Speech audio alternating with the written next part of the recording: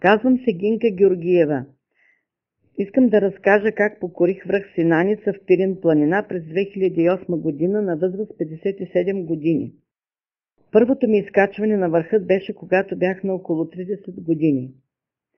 Споменът беше поизбледнял и някак си естествено беше решението ми да го покоря още веднъж. Тръгнахме на 6 септември 2007 година, въпреки неблагоприятната прогноза за времето две жени. Поради неправилното ни решение се наложи да прекараме на открито нощта в планината, малко над хижа Вихрен над Моратовото езеро. Наложи се да облечем всичките си дрехи и прегърнати да стоим на един плосък камък.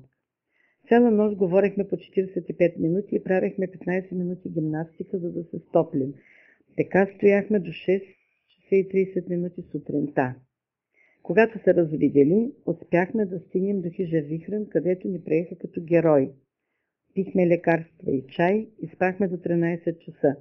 Когато се събудихме, всичко беше побеляло от сняг. Така планът ни да изкачим върха пропадна. На 9 август 2008 година тръгнахме отново да покорим върха, този път 4 жени. Въпреки че не се чувствах много здрава, тръгнах решена този път да успея, носейки 14 кг раница.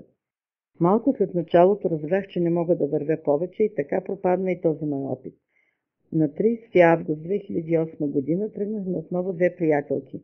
Покоряването на върха планирахме да бъде последно в програмата ни. След като изкачихме връх Малка Тодорка и Тодорин връх, се насочихме от хижа Вихрен за връх Синаница. Пристигайки на местността Синанишка порта, падна гъста мъгла. Половин час се молихме мъглата да се разсеят, нали 2 пъти не успяхме да се изкачим. Мъглата се вдигаше за малко и пред очите ни оживяваше неповторим природен спектакъл.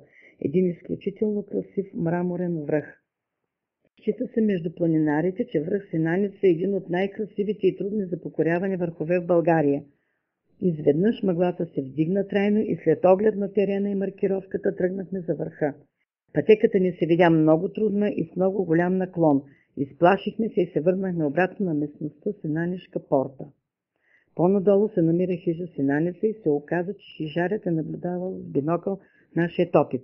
Каза ни, че се е досъл на нас, че сме се върнали, тъй като тази пътека е по-лесният път за върха. Преспахме в хижата, а хижарят ни показа и другия път, но ни обясни, че той е много по-труден. На хижата бяхме само ние с приятелката ми, един новозеландец и още един българин туристи. На сутринта тръгнахме към върха по по-трудния път. Лека по лека напредвахме по стръмния, почти отвесен терен. Доста страшничко беше. Наближихме върха, когато видяхме, че и другите двама туристи от хижата идват след нас.